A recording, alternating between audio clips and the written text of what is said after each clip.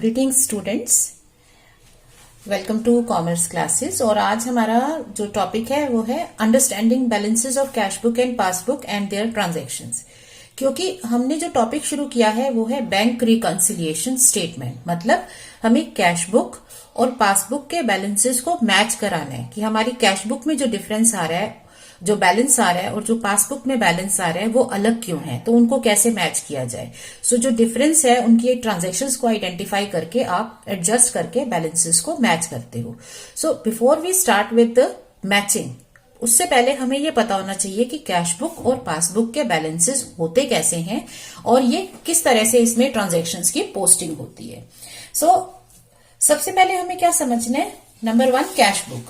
अब cash book का format is something जो आपने पहले भी किया हुआ है। कैश बुक बनाता है बिजनेसमैन, मतलब ये जो कैश बुक है ये बिजनेस की बुक्स में बन रहा है, ये आप खुद बना रहे हो, ठीक है ना। मैं आपको बिजनेसमैन समझ रही हूं तो ये आप खुद बना रहे हो, ये आपकी बुक्स में रिकॉर्ड हो रहा है। ओके, सो हमारी कैश बुक में जो बैलेंसेस हैं वो किस तरह से आते हैं। अब यहां हमें कॉन्सेंट्रेट किस पे करना है, सिर्फ बैंक के बैलेंस पे, क्योंकि हमें बैंक बैलेंस को बैंक पासबुक से मैच करना है। सो अब बैंक में हमारे पास अगर पैसा जमा है, अगर आपका पैसा बैंक में डिपॉजिटेड है तो आपके पास डेबिट बैलेंस होता है ना। डेबिट साइड में इसका बैलेंस आता है। और अगर आपने बैंक से विड्रॉल कर लिए हुए हैं, मतलब आपने ज्यादा पैसा निकाला हुआ है, तो इन दैट केस इसका बैलेंस क्रेडिट भी हो सकता है। तो क्रेडिट का मतलब होता है कि आपके विड्रॉल्स ज्यादा है, मतलब आपने पैसा ओवरड्राफ्ट किया हुआ है, तो इसे ओवरड्राफ्ट बोलते हैं कि आपने विड्रॉ ज्यादा किया हुआ है। और यहां का मतलब है, डेबिट का मतलब है कि आपके बैंक में पैसा जमा है, डिपॉजिटेड है।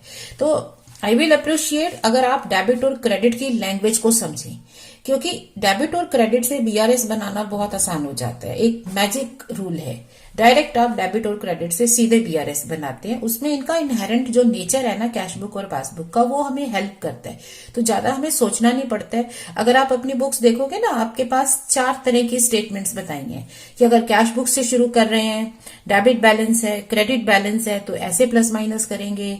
पासबुक से शुरू कर रहे हो तो आपके रूल्स बदल जाएंगे, लेकिन हमें एक ही रूल फॉलो करना है और वो है डेबिट क्रेडिट का। तो वो रूल क्या है, कैश बुक में अगर पैसा जमा है तो डेबिट बैलेंस है, ये डेबिट, ठीक है ना। और अगर आपके पास ओवरड्राफ्ट है तो उसका बैलेंस क्या है, क्रेडिट। ऑलराइट, ये बैलेंस हो गया, समझ में आता है हमें। अब जब हम बैंक में चीजें जमा कराते हैं, पैसा जमा कराते हैं, किसी ने हमें चेक में पेमेंट कर दी, हम बैंक में पैसा जमा कराते हैं, तो वो हमारी कैश बुक में क्या होता है, हमारी कैश बुक में जो इंक्रीज होती है वो डेबिट साइड आती है। इसका मतलब जब भी आप बैंक में पैसा जमा कराओगे, चाहे आप पैसा चेक डिपॉजिट करते हो या आप अपनी कैश जमा कराते हो, आपने कैश इसमें जमा करा दी, ठीक है, या आपने इसमें किसी से चेक्स मिले थे वो डाल दिए, चेक्स इन हैंड आपने बैंक में जमा करा दिए, या किसी पर्सन ने ABC किसी ने आपको चेक्स दिए वो आपने यहां डाल दिए, ठीक है ना। तो इससे आपका बैंक बैलेंस बढ़ जाता है। तो जब भी बैंक में हम चीजें जमा कराते हैं, डिपॉजिट करते हैं, तो वो होती हैं डेबिट। सारे डिपॉजिट्स और जो बैलेंस है वो डेबिट होता है। लेकिन अगर आपको बैंक से पैसा निकालना है, मतलब मान लो आपने किसी को चेक से पेमेंट की, तो जिसको भी आपने चेक से पेमेंट की है वो आपका क्रेडिट हो जाएगा, क्योंकि इससे आपका बैलेंस कम हो जाता है। तो जब बैंक में पैसा कम होता है जिस वजह से, उसे क्रेडिट करते हैं, और जिस वजह से हमें लगता है हमारे बैंक अकाउंट में पैसा बढ़ जाएगा उसे डेबिट कर देते हैं। फिर फाइनली हमारा बैलेंस आ जाता है। तो बैलेंस क्या होता है कि अगर हमारे बैंक में पैसा पड़ा हुआ है तो ये आपका डिपॉजिट का बैलेंस है, ठीक है ना, कि बैंक में इतना पैसा रखा हुआ है। और अगर आपने ओवरड्रॉ कर लिया, मान लो आपने जमा तो कराई बैंक में टोटल मिला के 10,000, लेकिन आपने किसी को चेक के थ्रू पेमेंट कर दी 15 की, तो अब आपकी पेमेंट ज्यादा हो गई है। तो ये जो एक्स्ट्रा पेमेंट है, ये जो विड्रॉल है, जो आपने ओवरड्रॉ कर लिया, वो आपका आ जाएगा यहां पर। तो ओवरड्राफ्ट का बैलेंस आपका डेबिट में शो करता है, लेकिन ये होता क्या है, क्रेडिट बैलेंस होता है। तो ओवरड्राफ्ट को हम क्रेडिट बैलेंस बोलते हैं, ठीक है ना। और जो बैंक में पैसा जमा होता है, जो डिपॉजिटेड मनी होती है, उसे हम डेबिट बैलेंस बोलते हैं। Debit balance. इसके अलावा क्या है, अगर बैंक में कभी भी हमारा पैसा हम बढ़ा रहे हैं, कुछ बैंक में जमा करा रहे हैं तो वो डेबिट में आता है, और बैंक से कुछ निकलवा रहे हैं तो वो क्रेडिट में आता है। तो अब आप इसे प्लस माइनस की लैंग्वेज से समझो या डेबिट क्रेडिट समझो। तो कैश बुक में डेबिट में क्या है, पैसा जमा किया, और क्रेडिट क्या है, पैसा निकलवाया। क्योंकि हमारे लिए बैंक क्या है, एक एसेट है। तो एसेट जब हम जोड़ते हैं हमारी एसेट बढ़ती है, एसेट हम निकाल दें किसी को दे दें तो हमारी एसेट कम होती है, क्रेडिट होती है। अब आ जाते हैं पासबुक के बारे में। तो पासबुक कौन देता है हमें, ये जो हमें बैंक पासबुक मिलती है ये हम नहीं बना रहे, ये हमें कौन दे रहा है, बैंक दे रहा है। तो ये किस में बन रही है, ये बैंक की बुक्स में बन रही है। तो इसे हम नहीं बना रहे हैं, ये बैंक बना के दे रहा है। और बैंक के लिए हम क्या हो जाते हैं, बैंक के लिए हम एक डिपॉजिटर हैं कि हमने बैंक में पैसा जमा कराया। तो हम बैंक के एक तरह से कस्टमर हो गए कि हम बैंक में पैसा जमा कराते हैं, बैंक से निकलवाते हैं। अब बैंक के लिए हमारा पैसा क्या है, सपोज आपने बैंक में पैसा जमा करा रखा है, आपका बैलेंस है, ठीक है। तो बैंक के लिए हमारा बैलेंस क्या है, बैंक हमारा बैलेंस होता है क्रेडिट। अब बैंक डेबिट क्रेडिट कॉलम नहीं बनाता, टी शेप स्टेटमेंट नहीं बनाता है। बैंक क्या करता है, एक तरफ विड्रॉल्स लिखता है, एक तरफ डिपॉजिट अमाउंट लिखता है, और डेबिट क्रेडिट में लिखता रहता है क्या किया, और फिर बैलेंस अपडेट करता है। हर बार बैलेंस चेंज होगा। अब मान लो आपने बैंक में चेक जमा कराया, अब बैंक क्या करेगा, बैंक अपने पास तो चेक नहीं रखेगा, खुद से पैसा नहीं देगा ना। तो जिस बैंक का वो चेक है वो उस बैंक को वो चेक जमा करा देगा। मान लो आपका बैंक है पीएनबी, आपको किसी ने एसबीआई का चेक दिया, आपने अपने बैंक में डाल दिया, तो आपने अपनी कैश बुक में लिख दिया कि मैंने ये चेक बैंक में जमा करा दिया। अब बैंक के पास जब वो चेक गया, बैंक वो चेक एसबीआई को देगा। अब एसबीआई उस चेक पर उस पर्सन का अकाउंट देखेगी कि उसके अकाउंट में पैसे हैं, ठीक है, तो उसका चेक है, वो आपको पेमेंट कर देगी।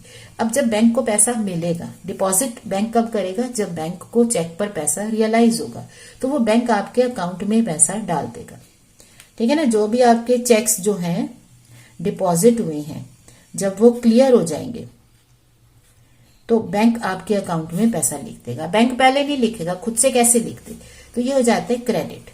बैंक आपके अकाउंट में जितना पैसा जमा कराएगा उसे क्रेडिट करते हैं। तो जब भी आपके बैंक में पैसा बढ़ रहा है, बैंक उसे क्रेडिट करेगा, इन द सेंस यहां पर इंक्रीज क्रेडिट है, क्योंकि बैंक के लिए हम क्या है, एक लाइबिलिटी है। आज हमने बैंक में 50,000 जमा करा दिया, हमारे लिए एसेट है, क्योंकि हम इस 50,000 को कभी भी निकाल सकते हैं, समझ रहे हो। आपने बैंक में पैसा जमा कराया, ये आपकी एसेट बन गई।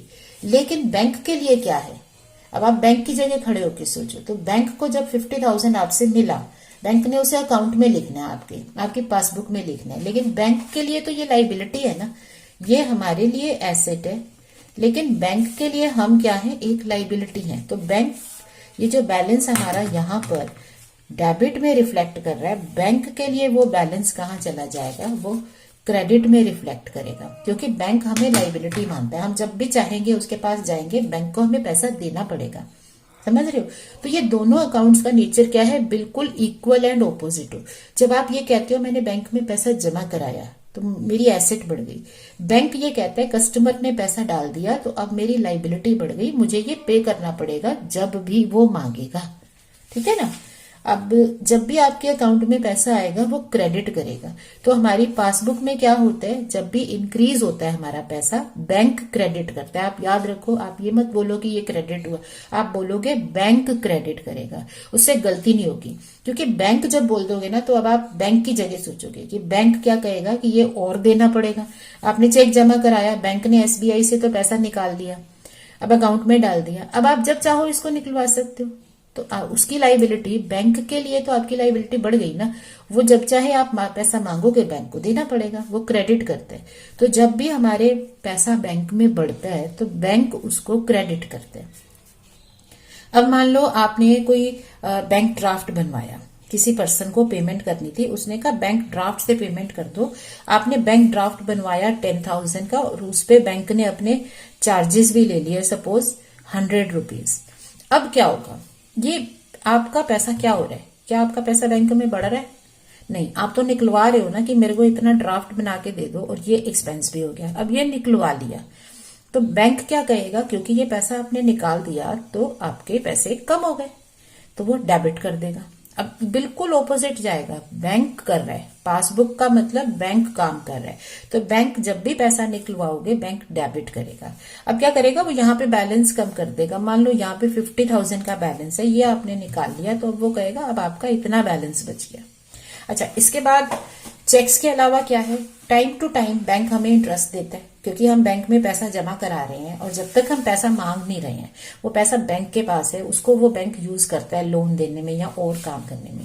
तो बैंक हमें पैसा सिक्योरिटी के साथ साथ हमें इंटरेस्ट भी देता है। तो जब हमें बैंक इंटरेस्ट देगा, ये अपने आप उसने क्वार्टरली हमें इंटरेस्ट देते रहना है, जो भी बैंक का सिस्टम है। तो सपोज इस पे हमें 400 रुपीज इंटरेस्ट मिल गया, तो अब वो इंटरेस्ट बैंक कहाँ जमा कराएगा, कहाँ लिखेगा, विड्रॉल में लिखेगा या डिपॉजिट में लिखेगा? Just pause for a minute, सोचो। अगर आपका पैसा बैंक में, आपको इंटरेस्ट दिया बैंक ने, तो आपका बैंक में पैसा बढ़ेगा कि कम होगा? आपका पैसा बढ़ेगा। अब वो बैंक को आपको देना पड़ेगा जब भी मांगोगे। तो जब ये पैसा बढ़ गया तो ये क्रेडिट हुआ, बैंक इंटरेस्ट क्रेडिट करता है। क्यों? आपके लिए इनकम है, आपको पैसा मिला, पर बैंक को तो ये खर्चा पड़ जाएगा ना, तो बैंक इसको क्रेडिट कर देगा। बैंक कहेगा कि ये इंटरेस्ट जो है इसको देना पड़ेगा और वो आपका पैसा बढ़ा देगा। अब आपका बैलेंस बढ़ गया, ठीक है ना। इसी तरह से बैंक कई बार चार्जेस लेते हैं, तो वो जब चार्जेस लेगा तो वो आपका पैसा निकल गया, विड्रॉल हो गया, तो सारे विड्रॉल्स जो है वो डेबिट होते हैं और सारे डिपॉजिट जो है वो क्रेडिट होते हैं। सपोज आपका कोई कस्टमर है, उसने आपसे गुड्स मंगवाए, आपने उसको गुड्स भेज दिया, उसको पेमेंट करनी है, तो ये सेज कि आप अपना ना बैंक अकाउंट का नंबर दे दो, मैं आपके बैंक में पैसे डाल दूंगा। अब वो आपके बैंक में पैसा जमा करा देगा। तो इसका मतलब कस्टमर ने डायरेक्ट पेमेंट कर दी, डायरेक्टली पेज टू बैंक, आपके बैंक में डायरेक्ट पैसा डाल दिया। अब आपके बैंक में क्या होगा, पैसा बढ़ेगा कि कम होगा? अब वो पैसा आपके अकाउंट में डालेगा, आपका पैसा डिपॉजिट हो गया, मतलब मान लो उसने 5,000 डाले तो आपका क्रेडिट हो जाएगा, वो बैंक में पैसा क्रेडिट करेगा। ये बैंक कर रहा है, याद रखो, बैंक क्रेडिट करता है कि आपका पैसा बढ़ गया, बैंक में क्रेडिट होते हैं। इसलिए मैं कह रही हूँ दोनों का नेचर इक्वल एंड ऑपोजिट है। अब पैसा और बढ़ गया। अब मान लो आपने सेटिंग कर रखी है अपने टेलीफोन बिल्स और इलेक्ट्रिसिटी बिल्स वालों के साथ कि जो भी बिल्स है ना वो डायरेक्ट बैंक में जाते हैं और बैंक के थ्रू पे होते हैं। सो बैंक डायरेक्ट पेमेंट भी कर सकते हैं। सो आप कह दो डायरेक्ट पेमेंट ऑफ बिल्स, चाहे वो इलेक्ट्रिसिटी हो। सपोज आपके 3,000 के बिल्स हैं, बैंक ने पे कर दिए, इसका मतलब बैंक के हिसाब से तो आपने पैसा निकलवाया ना, बैंक को थोड़े ना पेमेंट करनी थी, वो तो आपने कहा है तो वो कर रहा है, तो आपके अकाउंट में से पैसा काट लेगा। जब पैसा काटता है तो डेबिट होता है। अब बच जाएंगे 42,300। तो ये अपडेट होता रहता है, एट द एंड हमेशा बैलेंस दिखेगा। अब टेक्निकली स्पीकिंग क्या है, जो आप एंट्री कर रहे हो कैश बुक में, बैंक उसका ऑपोजिट करेगा। आपने अगर डेबिट बैलेंस शो कर रहे हो, आपकी एसेट है, बैंक के लिए लाइबिलिटी है। आपकी लाइबिलिटी है, अगर आपने ओवरड्राफ्ट कर लिया, आपकी लाइबिलिटी है, आपको पे करना है, तो बैंक की तो एसेट बन गई ना, क्योंकि बैंक को तो अब पैसा मिलेगा। जब आपने ओवरड्रॉ किया है तो आप डिपॉजिट भी तो कराओगे, तो आपकी एसेट बैंक की लाइबिलिटी, आपकी लाइबिलिटी बैंक की एसेट। आपने प्लस किया डेबिट, बैंक प्लस करेगा क्रेडिट।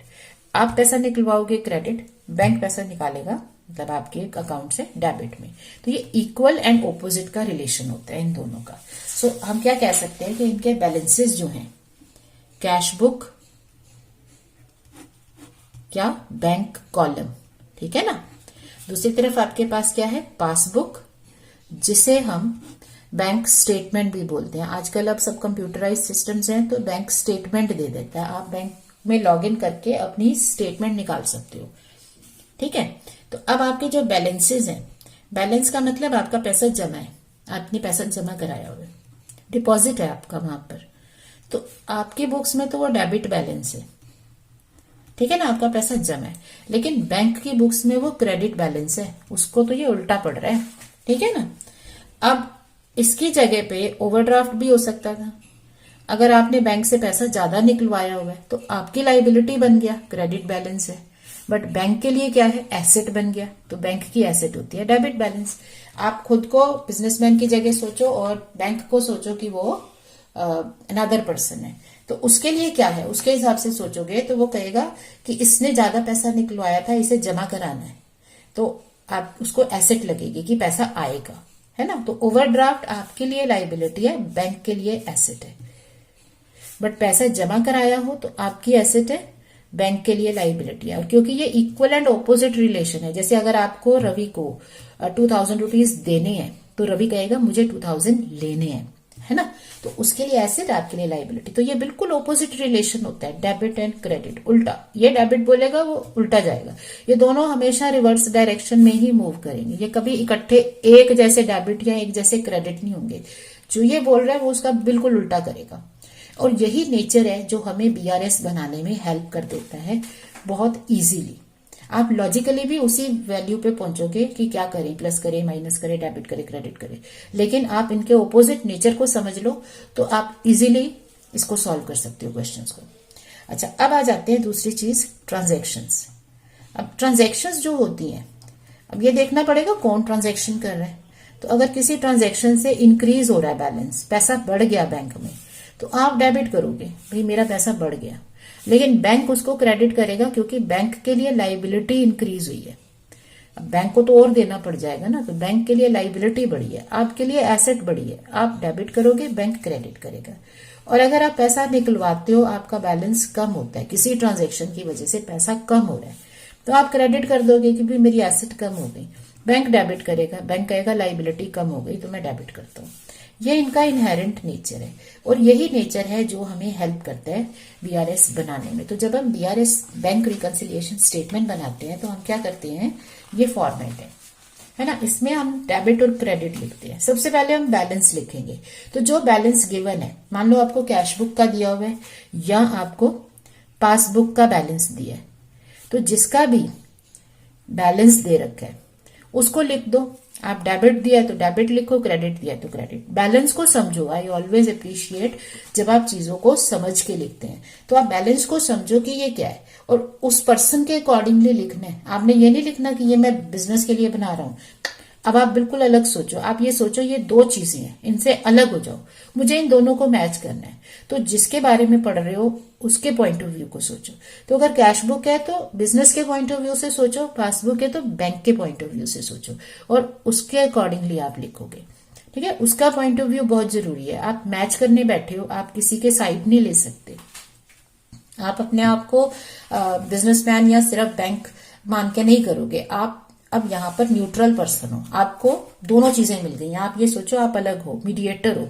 आपको कैश बुक भी पकड़ा दी, पासबुक भी पकड़ा दी। अब आप दोनों को सोचो कि इसमें क्या करना है, कैसे मैच करना है। तो आप जिसकी रिकॉर्डिंग कर रहे हो, जिसकी ट्रांजैक्शन पढ़ रहे हो, उसका माइंडसेट फॉलो करो।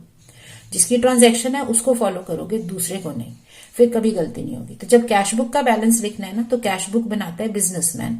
तो आप बिजनेसमैन का माइंडसेट फॉलो करो कि वो क्या करेगा, वो डेबिट करेगा, क्रेडिट करेगा, उसके लिए बैलेंस क्या है। और अगर आप पासबुक का बैलेंस लिख रहे हो तो उसके अकॉर्डिंगली सोचो। फिर अब एडजस्टमेंट्स पिक करेंगे। अब ये एडजस्टमेंट्स आती कैसे हैं, that we'll learn later on, but हमें क्वेश्चन में एडजस्टमेंट दी होती है। तो अब आप एडजस्टमेंट को पिक करो, अब पढ़ो उसको कि ये एडजस्टमेंट किसने की है। ऑनर ने, मतलब बिजनेसमैन ने की है, या ये एडजस्टमेंट की है बैंक ने। ये करने वाला पर्सन कौन है। जिस पर्सन ने एडजस्टमेंट किया ना, आपको उसके फुटस्टेप्स में जाना है कि अगर उसने एडजस्टमेंट किया है तो उसने क्या किया है। अगर बिजनेसमैन ने रिकॉर्ड किया हुआ है तो आप बिजनेसमैन के पॉइंट ऑफ व्यू से सोचो। बैंक ने रिकॉर्ड किया तो बैंक के पॉइंट ऑफ व्यू से सोचो और उनके अकॉर्डिंगली आप डेबिट और क्रेडिट रिकॉर्ड करोगे। उसके बाद फाइनली जब एडजस्टमेंट कर दोगे तो एंड में आके क्या होगा, टोटल करोगे और आप बैलेंस सॉर्ट करोगे। अब ये उल्टा बैलेंस आएगा। अगर कैश बुक से चले हो तो पासबुक का बैलेंस मिल जाएगा और अगर पासबुक से चले हो तो आपको कैश बुक का बैलेंस मिल जाएगा। तो आपको एक से दूसरा बैलेंस मिलाना आ जाएगा।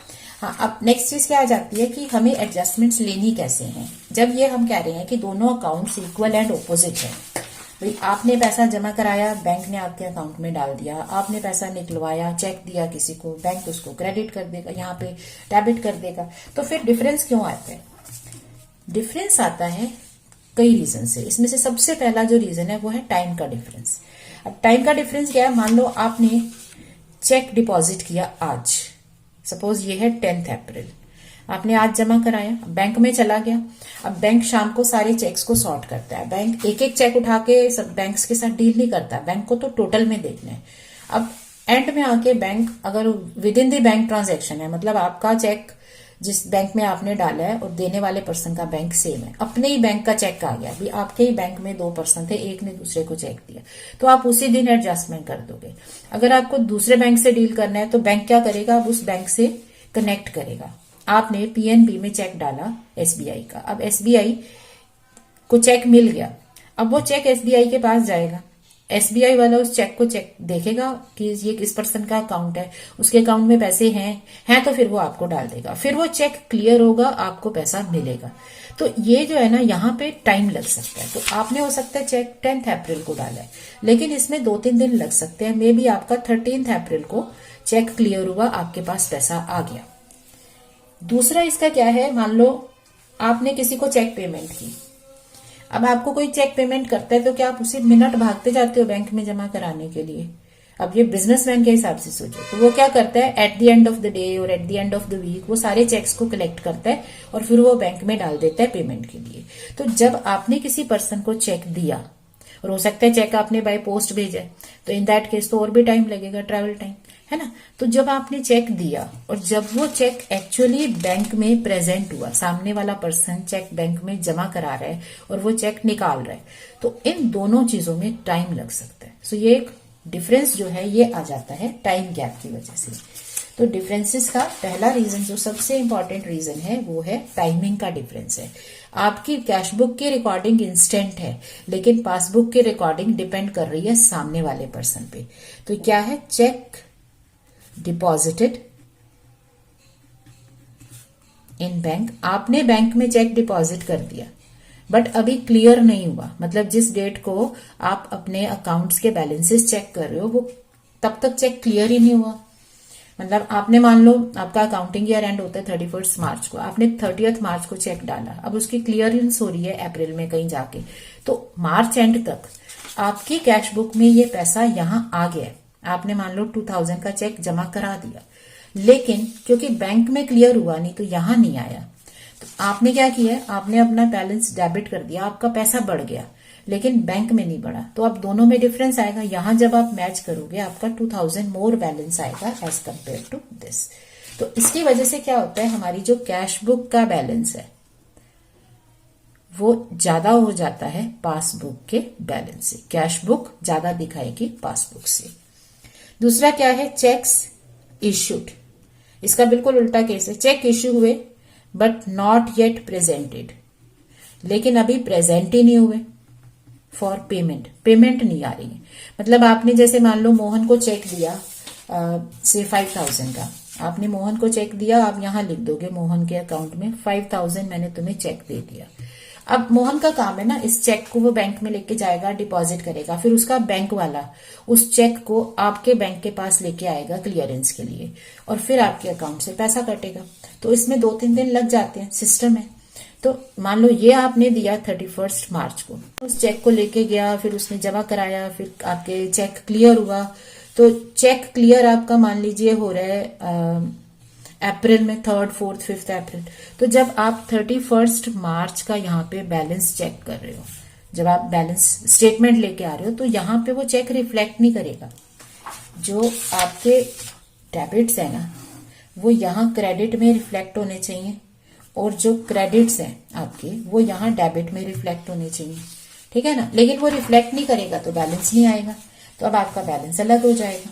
तो क्या रहा, checks issued but not presented, आपने अपनी कैश बुक में कम कर दिया पर बैंक में कमी हुई नहीं, तो ये आपका डिफरेंस आ जाएगा, ठीक है।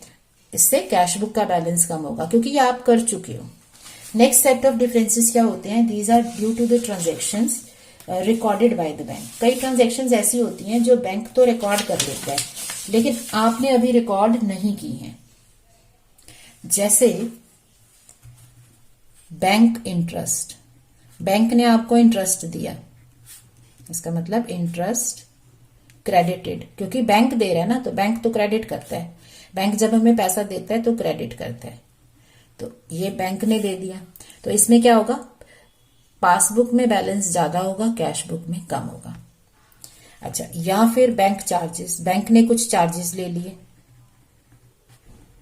आपने मान लो बैंक ड्राफ्ट बनवाया, उसकी चार्जेस लग गए, या आपने ऑनलाइन कोई ट्रांजैक्शन की, उसके चार्जेस लग गए। सो बैंक चार्जेस हो सकते हैं, या बैंक ने इंटरेस्ट चार्ज किया ओवरड्राफ्ट पे। आपने ओवरड्राफ्ट किया हुआ था, पैसा ज्यादा निकाला था, बैंक ने चार्ज लगा दिया, तो इससे बैंक तो रिकॉर्ड कर लेगा, बैंक अपने क्वार्टरली जो भी स्टेटमेंट है उसमें रिकॉर्ड कर देगा। तो पासबुक में बैलेंस कम हो जाएगा, कैश बुक में वही का वही है, तो पासबुक का बैलेंस कम दिखेगा। इसके अलावा क्या है, किसी भी तरह का इंटरेस्ट है, या डिविडेंड है, या कोई और इनकम है जो डायरेक्टली डिपॉजिटेड है बैंक में, तो वो बैंक में सीधे चली गई है। इसका मतलब वो पासबुक में तो रिफ्लेक्ट हो गई, पासबुक में आ गई, लेकिन कैश बुक में आई नहीं, क्योंकि यहाँ पे एंट्री नहीं हो रही है। ये वो ट्रांजैक्शंस हैं जो पासबुक में आ गई हैं, जिसमें कैश बुक में एंट्री नहीं हुई है। ठीक है, इधर ये रिवर्स केस है इसका, पिछले वाले केस से।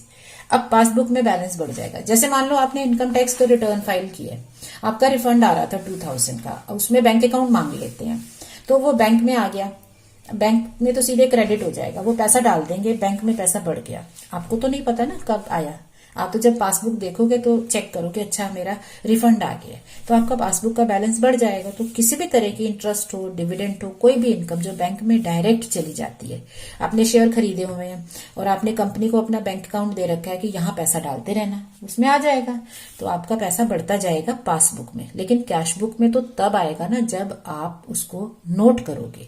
सो इसलिए दोनों बैलेंसेस में फर्क आ सकता है। अच्छा, इसके अलावा कोई आपकी डायरेक्ट पेमेंट हो सकती है, जैसे बैंक को आपने इंस्ट्रक्शन दे रखी है कि मेरा इंश्योरेंस प्रीमियम इस डेट को पे करते रहो, या आपने बिल्डिंग रेंट पे ले रखी है और उसका रेंट आपने बैंक को इंस्ट्रक्शन दे रखी है कि इस अकाउंट में आपको मंथली रेंट पे करते रहना है, तो बैंक ये पेमेंट करता जाएगा, तो बैंक तो आपके अकाउंट से काटता जाएगा। लेकिन जब बिल्स डायरेक्ट वहां पे जा रहे हैं तो आपको तो नहीं पता ना, तो आपका पासबुक का बैलेंस कम होता जा रहा है, कैश बुक में कोई फर्क नहीं, कैश बुक वहीं की वहीं है। तो ये वो ट्रांजैक्शंस है जो कैश बुक में रिकॉर्ड ही नहीं हुई, इनको रिकॉर्ड करना जरूरी है। इसके अलावा कई बार आपका कस्टमर जो है वो डायरेक्ट डिपॉजिट कर देता है, कस्टमर ने बैंक में सीधे पैसा जमा करा दिया आपके बैंक में, तो आपका पासबुक में बैलेंस बढ़ जाएगा, कैश बुक वहीं की वहीं है। समझ रहे हो? तो ऐसे बैलेंसेस कम या ज्यादा होते हैं। इसी तरह से आपका कोई चेक जो है वो रिसीव्ड था, वो रिटर्न हो गया, रिटर्न्ड बाय बैंक, आपका चेक बैंक ने वापस कर दिया। मतलब मान लो आपने किसी को चेक पेमेंट की, ठीक है, अब वो चेक जब बैंक के पास गया तो बैंक में हो सकता है आपके साइन नहीं मिले, कोई रीजन हो सकता है ना, साइन नहीं मिले, हो सकता है डेट निकल चुकी है, बैंक उस चेक को रिटर्न कर देता है। अब क्या होगा, आपके कैश बुक में तो ये कम हो चुका, आपने तो वहां कम कर दिया, लेकिन बैंक में कम नहीं होगा। इसका जो रीजन है फिर से एक बार समझो। चेक रिटर्न का मतलब क्या है, आपने चेक इशू किया मान लो शाम को, अब जब आपने चेक इशू किया शाम को तो आपने यहां पर 10,000 का चेक क्रेडिट कर दिया, मेरा पैसा कम हो गया। लेकिन जब वो बैंक में चेक गया, आप पैसा कम कर चुके हो, जब शाम को चेक लेके बैंक में गया तो उस टाइम पर बैंक ने चेक किया, आपके साइन नहीं मिल रहे, बैंक ने चेक वापस कर दिया, तो उससे क्या हुआ, आपकी कैश बुक में तो पैसा कट गया क्योंकि वो तो आपने कर दिया ना, लेकिन बैंक में नहीं हो पाया, तो आपकी कैश बुक का बैलेंस पासबुक से कम हो गया। इसके अलावा क्या है, आपके जो डिसऑनर ऑफ अ बिल, आपने कोई बिल जो है डिस्काउंट करवाया हुआ था और वो डिसऑनर हो गया। अब इसका, क्योंकि हमने बिल्स का कॉन्सेप्ट अभी समझा नहीं है, तो ये इस तरह से समझो जैसे हमें किसी से पैसा लेना है, मान लो आपका बिजनेस है, आपको ए से पैसा लेना था, ए ने पैसा देना है सपोज 50 डेज के बाद, 2 मंथ्स के बाद मान लो, तो ए आपको एक बिल लिख के दे देता है कि मैंने आफ्टर 2 मंथ्स ये पैसा इसको देना है आपके बिजनेस को, तो आपके पास एक बिल रिसीवेबल आ गया। रिसीवेबल मतलब इस बिल पे आपको पैसा मिल सकता है। अब आपको पैसा जल्दी चाहिए तो आप अपने बैंक के पास जाते हो, उसमें ये बिल जमा करा देती हूँ। मान लो ये 10,000 का बिल है, तो बैंक अपना जो है इनकम काट लेता है 5%, डिस्काउंट काट लेता है। तो बैंक कहता है मैं पैसा तो अभी दे दूंगा, देखो आपको 2 मंथ्स में जल्दी पैसा मिल रहा है ना, पैसा जल्दी मिल रहा है, लेकिन वो 5% अपना कन्वीनियंस चार्ज काट लेता है, तो वो आपको 9500 पे कर देते हैं। अब पे हो गया। अब 2 मंथ्स जब बीत जाएंगे, अब ये बिल किसके पास है? ये बिल है बैंक के पास। अब 2 मंथ्स के बाद बैंक उस बिल को इस पर्सन के पास लेके जाएगा, क्योंकि आपने अपना बिल बैंक को पकड़ा दिया। बैंक वो बिल लेके जाएगा ए के पास कि देखो ये बिल है, पेमेंट कर दो। मान लो ए पेमेंट नहीं कर पाता, उसके पास पैसे नहीं है या वो इनकार कर देते, कोई भी रीजन हो, बैंक को पैसा नहीं मिला, तो अब बैंक आपके पास आएगा, कहेगा कि वो डायरेक्टली आपके अकाउंट से पैसा काटेगा। क्वेश्चन नहीं है इसमें he will not ask your permission. ये रूल है कि अगर आपने बैंक से पैसा, बिल से पैसा निकलवाया है और अगर वो बिल पर दूसरा बंदा पेमेंट नहीं करता तो आपको पे करना पड़ता है। तो बैंक क्या करेगा? सीधे 10,000 काटेगा, तो वो बैंक आपके पैसा निकाल लेगा। तो इससे क्या हुआ? आपकी ये ट्रांजैक्शन किसने की है? ये बैंक ने की है। हमेशा ये आइडेंटिफाई कर लो कि ये कौन कर रहा है। बैंक कर रहा है ये ट्रांजैक्शन, तो पासबुक में पैसा कम हो जाएगा, आपके पैसे कट गए। तो ये इस वजह से बैलेंसेस मिलेंगे नहीं, है ना। इसी तरह से ये भी हो सकता है कि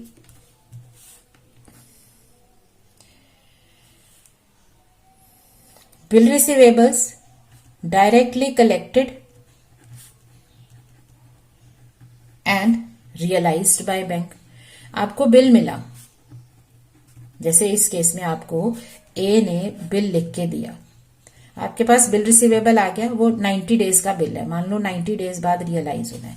आपने वो बिल बैंक में डाल दिया कि देखो ये टाइम के अकॉर्डिंगली आप इसको रियलाइज कर लेना। अब 90 डेज के बाद आपने सिर्फ बैंक में डाला है, पैसा नहीं निकलवाया, दोनों चीजों में फर्क है। बिल डिस्काउंट नहीं कराया, सिर्फ बैंक में डाल दिया कि ये पैसा आएगा। 90 डेज के बाद ये पैसा अपने आप आपके बैंक में प्लस हो जाएगा, मतलब बैंक आपके अकाउंट में क्रेडिट कर देगा कि पैसा आ गया, डाल दो। तो अब आपका पासबुक का बैलेंस बढ़ जाएगा, लेकिन आपने तो अभी रिकॉर्ड किया ही नहीं, आपको क्या पता कि अभी रियलाइज हुआ है, बिकॉज आपने जब बैंक में डाल दिया वो बैंक का काम हो गया। अब आपको चेक करना है और फिर रिकॉर्ड करना है। तो ये वो सारी ट्रांजेक्शन है जिसमें बैंक कुछ कुछ काम कर रहा है और आप जो है उसमें कैश बुक में उसका रिकॉर्ड नहीं हो पा रहा, तो मैचिंग नहीं होगी। इसी तरह से payment made by bank on bills payable. अब ये उल्टा केस भी तो हो सकता है ना, बिल पे करना है आपको। आपने मान लो कोई पर्सन है जेड, आपने उसको पेमेंट करनी थी, ठीक है, आपको पे करना था उसको पैसा से 5,000। अब क्या हुआ? आपने उसको बिल लिख के दे दिया। अब आप बिल लिख रहे हो तो उसके लिए ये बिल रिसीवेबल है, आपके लिए बिल्स पेबल है, ठीक है। अब जब टाइम बीतेगा उसके बाद ये पर्सन ये बिल लेके सीधे आपके बैंक में आ जाएगा और पैसा निकाल लेगा। तो आपकी पासबुक में पैसा कम हो गया और कैश बुक वहीं की वहीं है, आपने तो एंट्री की नहीं, वो तो बैंक से निकाल लिया पैसा डायरेक्टली। तो आपके पैसे बैंक में कम हो गए हैं, आपकी पासबुक में कम हो गए हैं, लेकिन आपके अपने हाथ में जो कैश बुक है वहां एंट्री नहीं की, क्योंकि आपको अभी इसके बारे में पता नहीं चला। क्योंकि ये सारी ट्रांजेक्शन्स जो है, हो सकता है आपने बैंक के साथ सेटिंग की हो, आपको मैसेजेस आते होंगे, लेकिन इनको रिकॉर्ड किया जाता है आफ्टर अ गिवन टाइम। आप मिनट दर मिनट रिकॉर्ड नहीं कर रहे, तो आप उसको बाद में रिकॉर्ड करते हो। सो इन वजह से हमारे बैलेंसेस में डिफरेंस आ सकता है। इसके अलावा ये 2 रीजन तो क्या हुए? एक रीजन है जिसमें बिजनेस काम कर रहा है, बिजनेसमैन, मतलब कैश बुक वाला काम हो रहा है, पासबुक में एंट्री नहीं हो रही। रिवर्स क्या है? बैंक एंट्री कर रहा है, पासबुक में काम हो रहा है, लेकिन आपने एंट्री नहीं की क्योंकि आपको पता नहीं। तो इन दोनों वजह से, कहीं आपकी वजह से कहीं बैंक की वजह से मैच नहीं करते हैं। तीसरा रीजन होता है जिसमें कहीं गलती हो गई होती है, एरर। मान लो आपने कैश बुक का टोटल किया या बैलेंस किया, वहां मिस्टेक हो गई, तो आपका बैलेंस कुछ और ही आएगा ना, तो वो मैच नहीं करेगा। So there can be differences due to errors.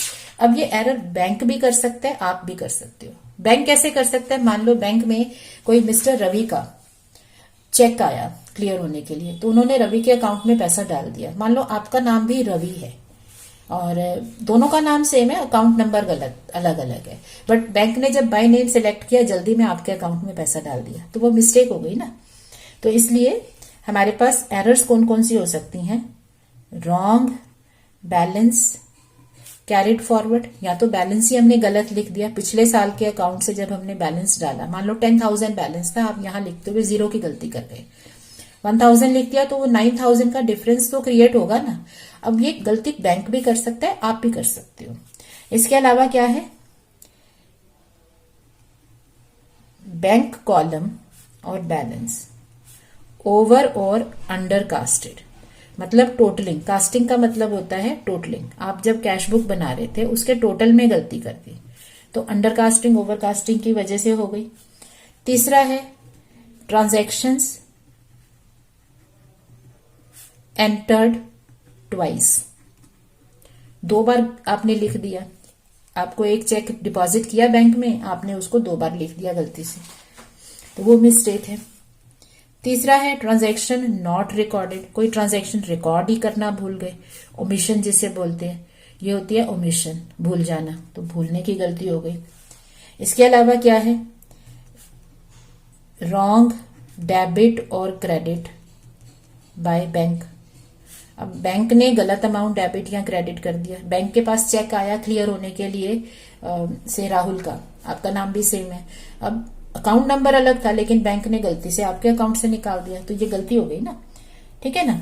इसके अलावा क्या है, अमाउंट्स एंटर्ड इनकरेक्टली, कोई ट्रांजैक्शन का अमाउंट ही आपने गलत रिकॉर्ड कर लिया, ये आप भी कर सकते हो, बैंक भी कर सकते हैं, ठीक है।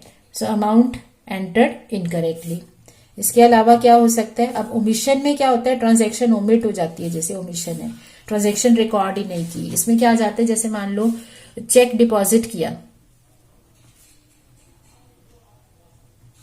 इन बैंक बट नॉट रिकॉर्डेड, आपने रिकॉर्ड ही नहीं किया, कैश बुक में रिकॉर्ड करना भूल गए, इसमें क्या होगा, अब आपकी कैश बुक में नहीं आएगा, लेकिन जब बैंक के पास वो चेक क्लियर हो जाएगा, पासबुक में पैसा आ जाएगा, तो पासबुक में पैसा आ गया, वहां पे क्रेडिट हो गया, आपने कुछ नहीं किया है, आपने रिकॉर्ड नहीं किया है, तो आपके पास तो बैलेंस पुराना ही चल रहा है, सो ओमिशंस हो सकती हैं। सिमिलरली आपने चेक डिपॉजिट किया इन 1 अकाउंट, कई बार बैंक के 2-3 अकाउंट होते हैं आपके, आपने एक अकाउंट में पैसा जमा कराया लेकिन उसकी रिकॉर्डिंग कहां कर दी, दूसरे अकाउंट में, आपके पास 2 बैंक अकाउंट चल रहे हैं, एसबीआई का भी चल रहा है और पीएनबी का भी चल रहा है, तो आपने एसबीआई का चेक जमा कराया लेकिन गलती से पीएनबी के कॉलम में लिख दिया, दोनों में मिस्टेक हो जाएगी, है ना। तो इस तरह से आपके चेक्स ड्रॉन हो सकते हैं, चेक्स ड्रॉन ऑन 1 अकाउंट, आपने पीएनबी का चेक लिखा लेकिन एंट्री करते हुए आपने उसको किसी दूसरे अकाउंट में डाल दिया, ठीक है। तो इस तरह से कई मिस्टेक्स हो सकती हैं, इन मिस्टेक्स की वजह से भी आपके कैश बुक और पासबुक के बैलेंसेस आपस में मैच नहीं करते हैं। सो जो हम बैंक रिकंसिलिएशन स्टेटमेंट बनाते हैं, इसमें हमें इन्हीं सारी गलतियों को, सारे पॉइंट्स को एडजस्ट करना है। तो ये जितने भी आइडेंटिफाई होते हैं रीजंस कि डिफरेंस किस किस वजह से आया, उसको बोलते हैं एडजस्टमेंट्स। सो नॉर्मली क्वेश्चन में हमें एडजस्टमेंट दे रखे हैं कि ये सारे बैंक जो क्वेश्चन मेकर है उसने कैश बुक और पासबुक को मिला लिया है, उसने देख लिया है कि इधर से डेबिट और उधर के क्रेडिट में कहाँ डिफरेंस है और यहाँ क्रेडिट और दूसरे के डेबिट में कहाँ डिफरेंस है। मतलब आपके पास एक कैश बुक है, इसमें आपने रिकॉर्डिंग की हुई है, एक पासबुक है जो बैंक हमें दे रहा है, उसमें भी डेबिट क्रेडिट है, तो ये यहाँ का डेबिट वहां के क्रेडिट में आना चाहिए, यहाँ का क्रेडिट वहां के डेबिट में आना चाहिए। तो वो मैच करके देख लेते हैं कि ये ट्रांजैक्शंस हैं, इसमें फर्क है। तो अब वो सारी ट्रांजैक्शंस एक एक करके हम पोस्ट करते हैं और बैंक रिकंसिलिएशन स्टेटमेंट बनाते हैं। सो आई होप ये कंसेप्ट आपको क्लियर है कि क्या क्या मिस्टेक्स हैं, क्या क्या तरह की एडजस्टमेंट्स आ सकती हैं। सो थोड़ी सी क्लैरिटी हो गई होगी कि क्या एडजस्टमेंट्स हैं। इन एडजस्टमेंट को समझना इसलिए जरूरी है क्योंकि हमें उनके इफेक्ट को नोट करना होता है। सो फाइनली हम ये स्टेटमेंट बना देते हैं। सो नेक्स्ट टाइम हम क्या करेंगे, we'll again revise this format और इसके साथ साथ हम ट्रांजैक्शंस को स्टडी करेंगे, मतलब एडजस्टमेंट्स के इफेक्ट को स्टडी करके बीआरएस बनाने का प्रोसेस सीखेंगे। Again let me tell you, यहां पर हम सिर्फ एक मेथड सीखेंगे बीआरएस बनाने का and that will be sufficient as compare to 4 different types of formats given in your books. आपकी बुक्स में 4 फॉर्मेट है, कभी वो कैश बुक से फॉर्मेट शुरू हो रहा है, कभी पासबुक से शुरू हो रहा है, कभी डेबिट से शुरू हो रहा है, कभी क्रेडिट से शुरू हो रहा है। तो बुक में आपके पास प्लस माइनस भी यूज हो रहा होगा, डेबिट क्रेडिट भी यूज हो रहा होगा, एड एंड सब्ट्रैक्ट भी यूज हो रहा होगा, बट आई अप्रिशिएट आप डेबिट और क्रेडिट से करें, क्योंकि डेबिट और क्रेडिट में जो इनहेरेंट नेचर है ना इन दोनों अकाउंट्स का, वो हमें हेल्प कर देता है वैल्यू फीड करने में। तो हमें ज्यादा प्लस माइनस नहीं सोचना है, एक सिंगल रूल हमें फॉलो करना है और वो सिंगल रूल हमें बीआरएस बनाने में हेल्प करेगा। Okay, so with one stroke you can complete BRS. So I hope this is clear. ये एडजस्टमेंट्स फिर से रिवाइज कर लेना so that we can solve the questions. Next time करते हैं क्वेश्चंस। Thank you.